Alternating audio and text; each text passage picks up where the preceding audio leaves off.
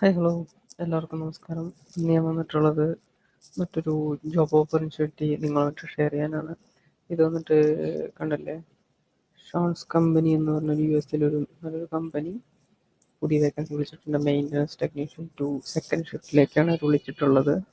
സ്ഥലം വന്നിട്ടുള്ളത് ഗഹന്ന, United States. ഞാൻ ഡിസ്ക്രിപ്ഷൻ ലിങ്ക് കൊടുത്തിട്ടുണ്ട്. ലിങ്ക് നേരെ നിങ്ങളെ ഈ സൈറ്റിലേക്ക് എത്തിക്കും.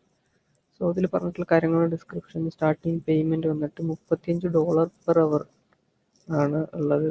സെക്കൻഡ് ഷിഫ്റ്റിൽ വർക്ക് ചെയ്യുന്ന ടൈം വന്നിട്ട് 3 PM മുതൽ 11:30 വരെ ഒക്കെയാണ് night.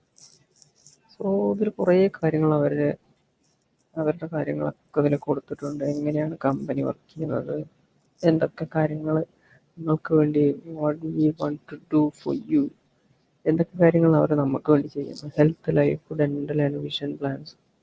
Earn up to 2 weeks paid time off during first year.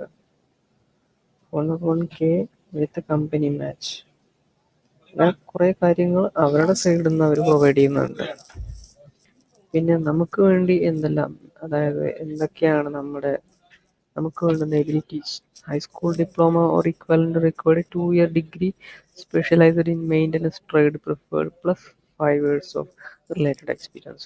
Operating knowledge of machine shop related equipments, CNC programming പോലുള്ള കാര്യങ്ങൾ അറിയാവുന്ന നല്ലൊരു ഓപ്പർച്യൂണിറ്റിയാണിത്. വെൽഡിങ് എക്സ്പീരിയൻസും പ്രിഫേർഡ് ആയിട്ടുണ്ട്. Advanced mechanical knowledge, electrical and basic and advanced building skills.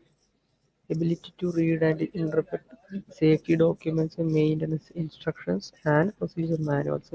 Experience with high-speed manufacturing equipments. Ability to complete work orders and enter the required paperwork into computer. കമ്പ്യൂട്ടറും അത്യാവശ്യം നല്ലതുപോലെ അറിഞ്ഞിരിക്കണം. പിന്നെ ability to add, subtract, multiple basic mathematics ചോദിച്ചിട്ടുണ്ട് അവർ. Demonstrate interpersonal skills to communicate in a professional manner with coworkers, supervisors. ഇങ്ങനത്തെ കാര്യങ്ങളൊക്കെയാണ്. പിന്നെ ഒരു ഇമ്പോർട്ടൻറ്റ് സംഭവം, 90 LBS വെയിറ്റ് ലിഫ്റ്റ് ചെയ്യാൻ സാധിക്കുന്ന ഒരാളായിരിക്കണം. 90 LBS എന്ന് പറയുമ്പോൾ അത്ര കിലോ ഒന്നും വരില്ല, കിലോയിലേക്ക് കൺവേർട്ട് ചെയ്യുമ്പോൾ കുറവായിരിക്കും.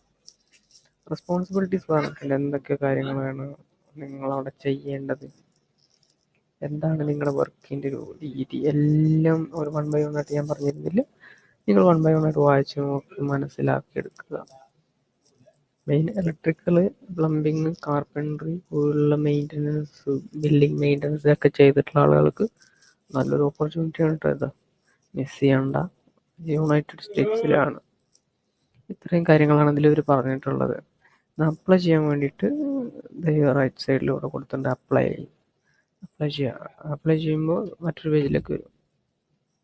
ഇതിൽ വന്നിട്ട് നമ്മുടെ മെയിൽ ID വെച്ചോ അല്ലെങ്കിൽ ഫോൺ നമ്പർ വെച്ചോ ലോഗിൻ ചെയ്യാം.